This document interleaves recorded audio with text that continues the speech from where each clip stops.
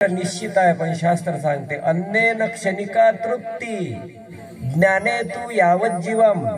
म्हणजे अन्नदान दिलं श्रेष्ठ निश्चित आहे, पण अन्नेन क्षणिका तृप्ती.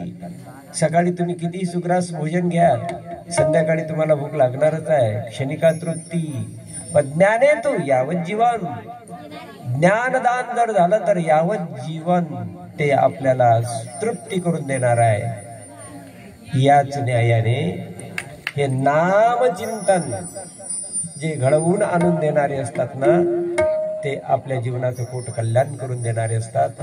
म्हणून आम्ही नेहमी सांगत असतो की जे हे उपक्रम आयोजित करत असतात, मग तो कार्यक्रम छोटा असेल मोठा असेल, ते खरे श्रेष्ठ आहेत. आज हनुमान जयंतीचा पर्वकाळ आणि आजच्या या शुभ मुहूर्तावर आपण जे उपस्थित या ठिकाणी एकत्रित जमलेले आहोत, आज आपल्या हातून एक विशेष पुण्य कार्य आपल्या हातून घडत आहे की आपल्या मुखातून नामचिंतन घडणार आहे. आपल्या कानावर परमात्म्याचं नामचिंतन पडणार आहे. कारण परमात्म्याच्या नामाचं वैशिष्ट्य हे सांगितलेलं आहे की स्मरण पथगतम श्रोत्र मूलम गतम वा शुद्धम वा अशुद्ध वर्णम व्यवहिते रहितम तारयितेव सत्यम. अर्थात परमात्म्याचं नाम हे रस्त्याने जाता जाता श्रोत्र मुलंगतम आपल्या कानावर आलं फक्त, तार इतेव सत्यम ते निश्चित तारणार आहे, सत्य आहे. शास्त्र सांगत आहे श्रोत्र मुलंगतम वा, किंवा आपल्याला रस्त्याने जाता जाता स्मरण पथगतम. स्मरण पथगतम म्हणजे परमात्म्याच्या नावाचं चालता चालता फक्त स्मरण झालं, स्मरण पथगतम तार इतेव सत्यम तेही तारणार आहे. आणि चालता चालता श्रोत्र मुलंगतम केवळ कानावर परमात्म्याचं नामचिंतन पडलं, तेही तार इतेव सत्यम तारणार आहे. किंबहुना तेही पेक्षा पुढे सांगितलं शुद्धम वा अशुद्ध वर्णम. ते नामचिंतन करता करता कधी कधी त्यामध्ये वर्ण चुकला, अशुद्ध झाला. किंबहुना व्यवहिते रहितम. व्यवहिते रहितम जसं राम हा एक नाम शब्द आहे, तर त्या परमात्म्याच्या नामामध्ये इतकी ताकद आहे की ते नाम रामच्या ऐवजी मरा जरी झालं, व्यवहिते रहितम चुकलं तरी तारयितेव सत्यम तरी ते तारणार आहे. म्हणून आजच्या या पर्व काळात शिव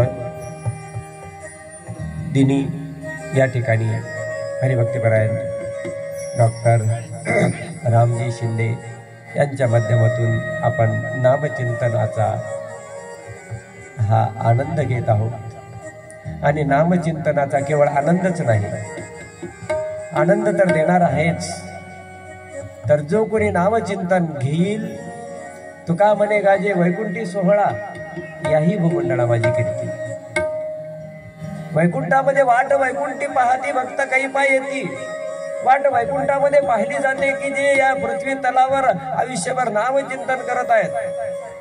परमात्मा त्यांची वाट पाहतोय, कधी हे भक्त येतात, कधी हे भक्त येतात. वाट वैकुंठी पाहती आणि तुका म्हणे गाजे वैकुंठी सोहळा याही भूमंडळा माझी कीर्ती.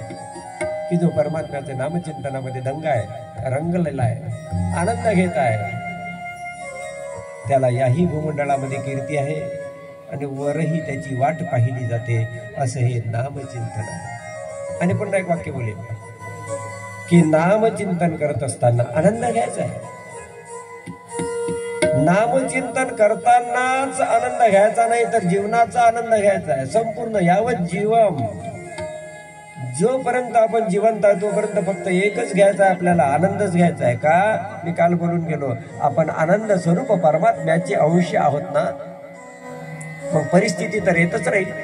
कधी सुखाचे दिवस येतील, कधी दुःखाचे दिवस येतील, कधी मान होईल, कधी अपमान होईल. पण यामध्ये जो व्यक्ती विचलित होत नाही तो व्यक्ती श्रेष्ठ आहे. प्रसंग प्रत्येकावर येत असतात. आम्ही हा दावा करत नाही की जो नामचिंतन करेल त्याच्या जीवनामध्ये व्यावहारिक दुःखच येणार नाही. लक्षपूर्वक आहे काय? जो परमार्थ करील त्याला दुःखाचा स्पर्श होणार नाही, मुळीच नाही. पण फरक हा आहे इतर लोकांमध्ये आणि नामधारकामध्ये. इतर लोकांनाही संकट येतात, नामधारकालाही संकट येतात. तुकाराम महाराजांच्यावर काय कमी संकट आले होते का? व्यावहारिक दृष्टीने विचार केला तर. पण तुकोबारायच्या मुखातून शब्द निघतात. तुकोबाराय बोलतात, बरे झाले देवा निघाले दिवाळे, बळे या दुष्काळे पिळा केली, दुष्काळे आटले द्रव्य गेला मान, स्त्री एक अन्न करता मेली. जगद्गुरु तुकोबारायची पत्नी अन्न करता मेली. जगामध्ये अपमान झाला, पण मुखातून काय शब्द निघत आहेत, आश्चर्य आहे. बरे झाले देवा बाईल कर्कशा. तुकोबारायची पत्नी तुकोबारायला प्रसंगाला बोलत होती, शिव्या देत होती.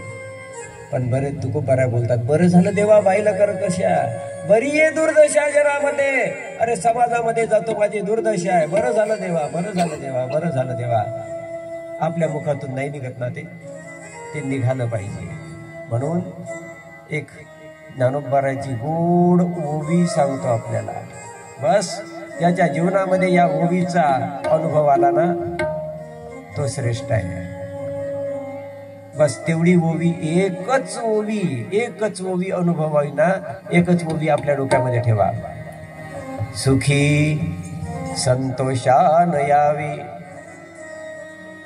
ओवी अनुभवायची आपल्याला. ही बस संपलं काम. काही करण्याचं काम नाही आपल्याला जीवनभर, आयुष्यभर.